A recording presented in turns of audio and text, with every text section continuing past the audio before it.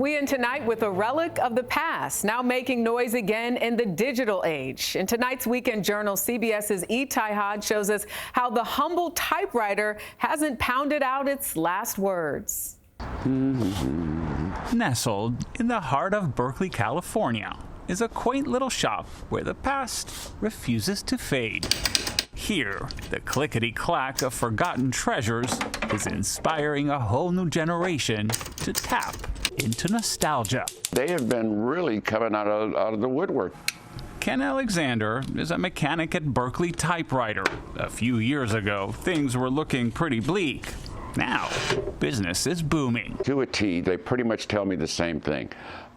When they get down on a typewriter and start working on it, that, what they call a tactile feel, is what they're looking for. Once destined for the trash heap, typewriters are making a comeback, fetching hundreds of dollars on the open market. You can't erase, and if you make a mistake, you just backspace and type really hard and hope that people find it charming. Typewriter poet Sylvie Alcivar says these old machines are gaining popularity for all the features they're missing, like the distractions of an internet connection and the constant prompts of a word processor. I think the typewriter allows you to do, if you want to, is to be connected to a more stream of consciousness, a more flow of presence.